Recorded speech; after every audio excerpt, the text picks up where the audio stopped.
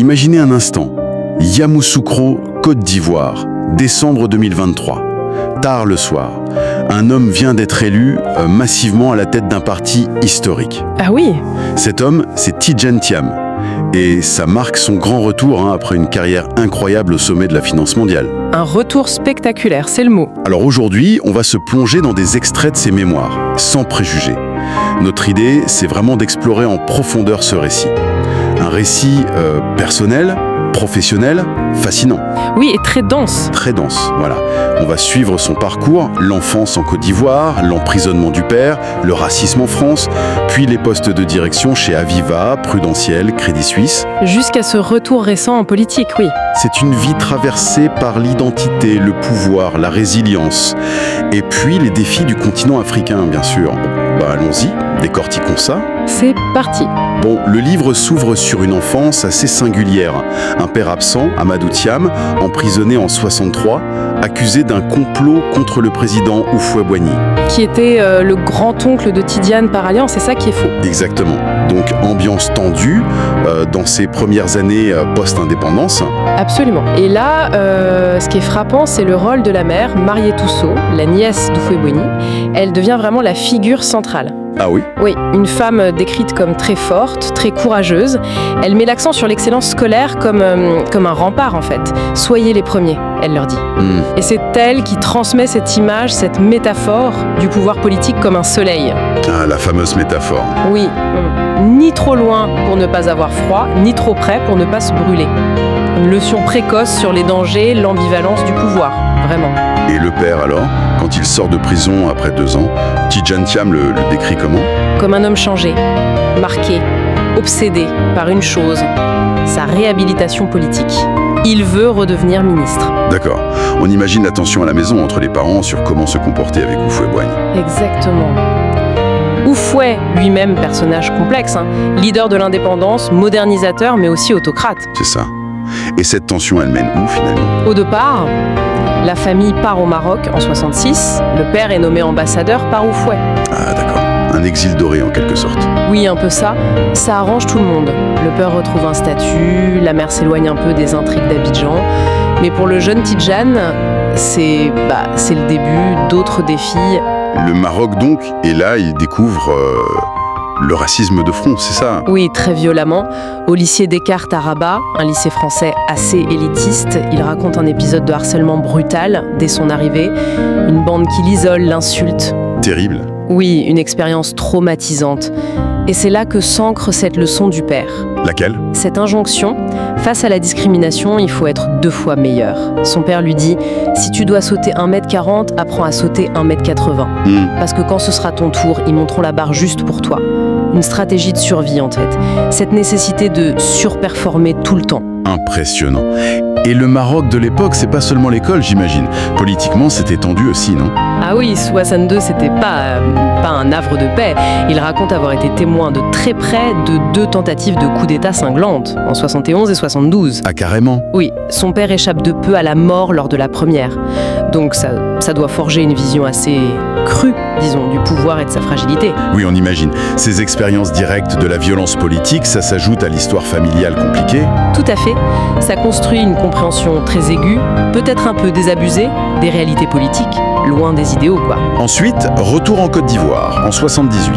Son père est enfin renommé ministre. Et Tidjane, lui, il fait un choix surprenant pour le lycée, non? Oui.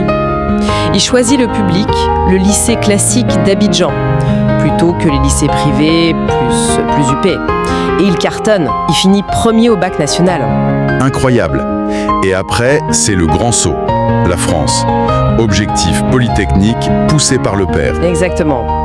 Passage par la case prépa. La fameuse Ginette, Sainte-Geneviève à Versailles.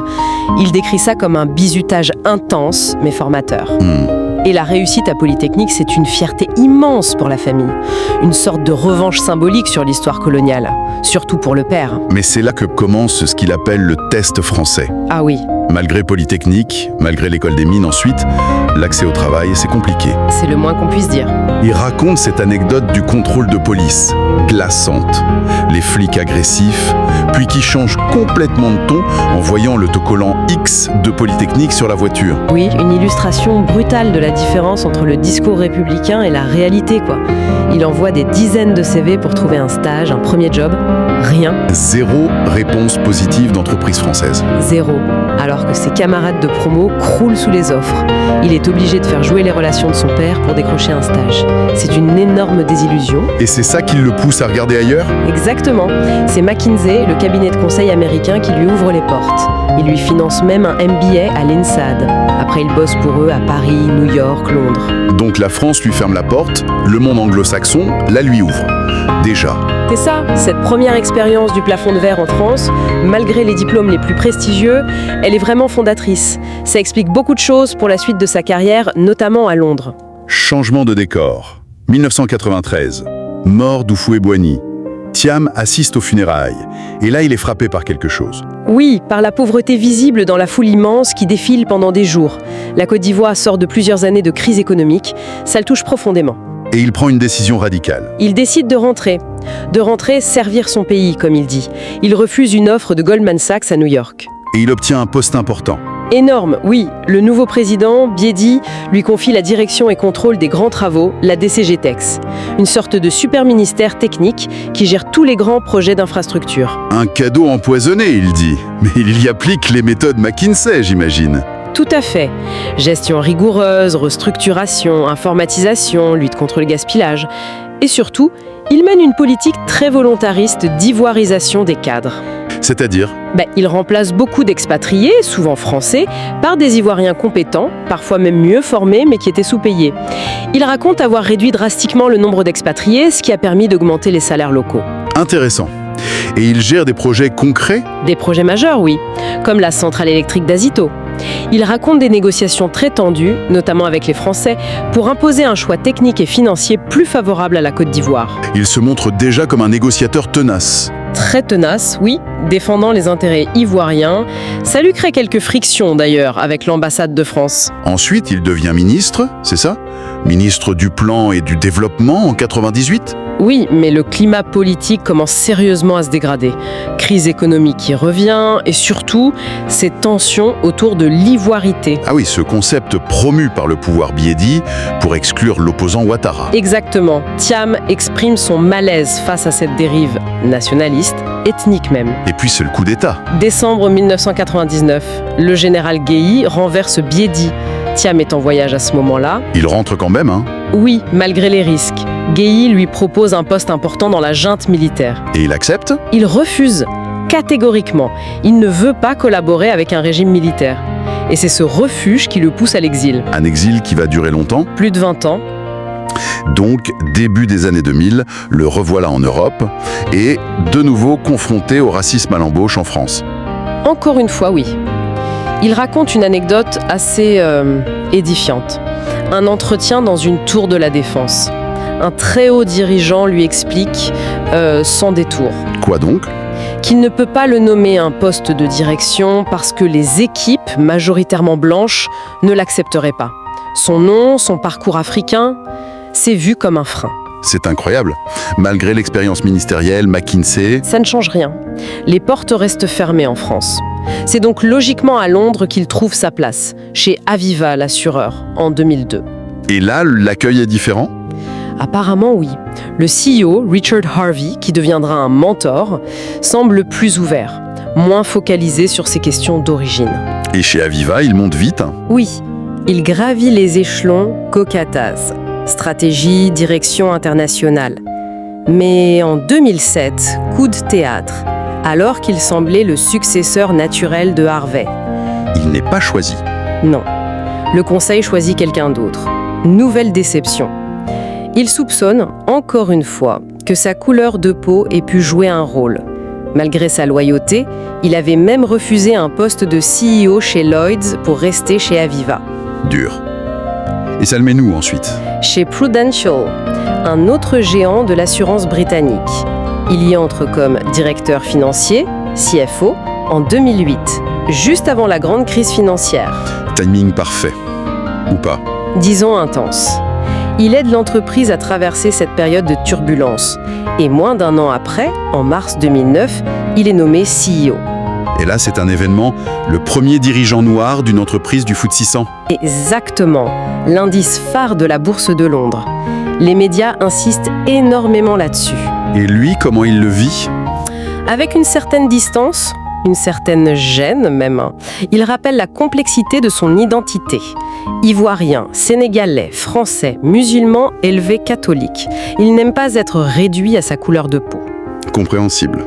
Son passage chez Prudential, il est marqué par quoi principalement ? Par une très grosse ambition, notamment cette tentative d'OPA géante sur Ayaya, la branche asiatique d'AIG, en 2010. Ah oui, je me souviens. À Paris énorme. Colossal. 35 milliards de dollars, pour faire de Prudential le leader mondial en Asie. Mais ça échoue, opposition des actionnaires. Et ça a des conséquences pour lui ? Oui, une enquête du régulateur financier britannique, la FSA, et une sanction publique pour communication tardive sur certains aspects de l'opération. C'est une sanction assez rare. Il y voit un double standard. Il le suggère, oui. Il pense que sa position de minorité visible l'a peut-être exposé davantage. Mais bon, malgré cette controverse... Son bilan reste positif. Très positif. Il a vraiment recentré le groupe sur l'Asie, les marchés émergents, et l'action a triplé sous sa direction. C'est ce succès qui l'amène à l'étape suivante. Et quelle étape ? Crédit Suisse. Exactement. Juillet 2015, il prend la tête de Crédit Suisse. Et là, le défi est immense. La banque est en pleine crise, c'est ça ? Complètement. Crise de confiance, scandale à répétition, amende colossale. Et une culture de banque d'investissement jugée beaucoup trop risquée, trop déconnectée des racines suisses de gestion de fortune. Il arrive avec un mandat clair de nettoyage. De restructuration profonde, oui. Et il ne traîne pas. Dès octobre 2015, il annonce un plan choc. C'est-à-dire ? Recentrage massif sur la gestion de fortune et l'Asie. Réduction drastique de la banque d'investissement, en taille et en risque. Création d'une bad bank pour isoler les actifs toxiques et augmentation de capital. Un vrai électrochoc pour la banque. On imagine que ça ne se fait pas sans heurts. C'est une bataille culturelle permanente qu'il décrit.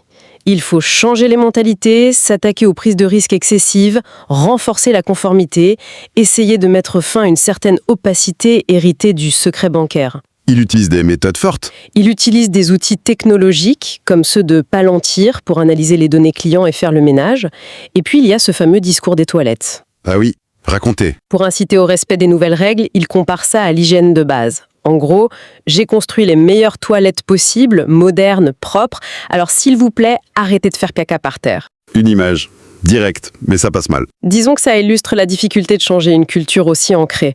Et son passage est aussi marqué par de fortes tensions avec son président Urs Röner et par une campagne médiatique en Suisse qu'il juge très négative. Intrusive, voire raciste, il dit ? Oui, il estime qu'on s'est beaucoup focalisé sur des aspects personnels, sur son style de vie, plutôt que sur les enjeux réels de la restructuration de la banque. Et puis il y a cette affaire de filature.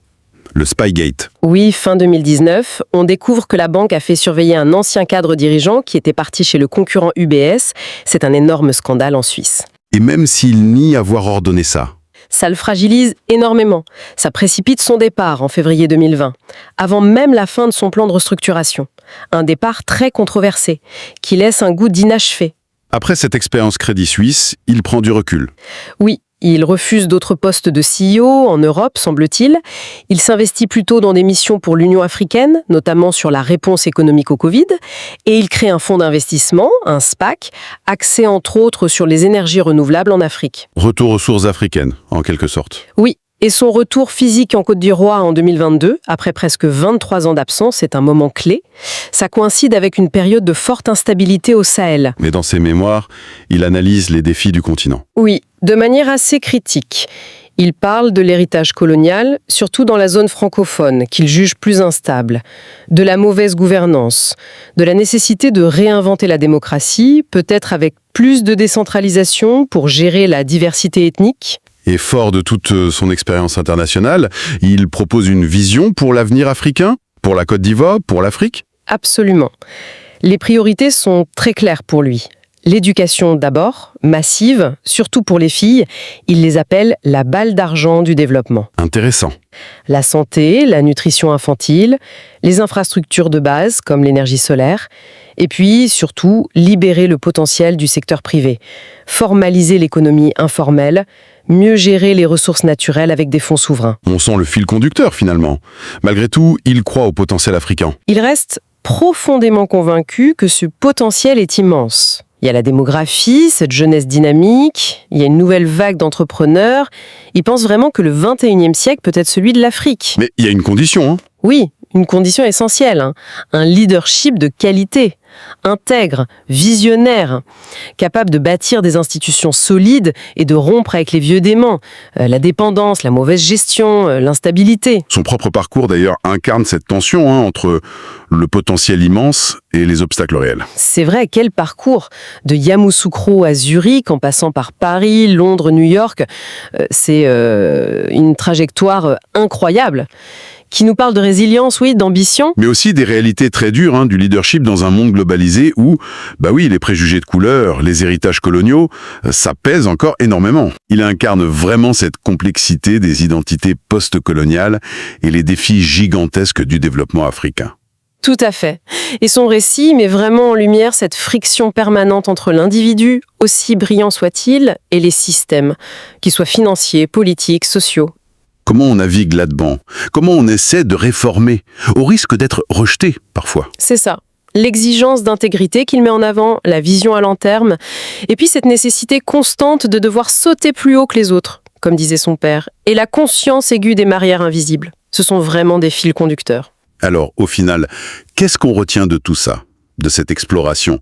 Est-ce que le parcours de Tidjane Thiam, c'est surtout l'illustration des plafonds de verre qui persistent même tout en haut? Ce qui est possible. Peut-être un peu des deux finalement. Et au-delà de son histoire personnelle, quelles leçons on peut en tirer pour l'avenir du leadership?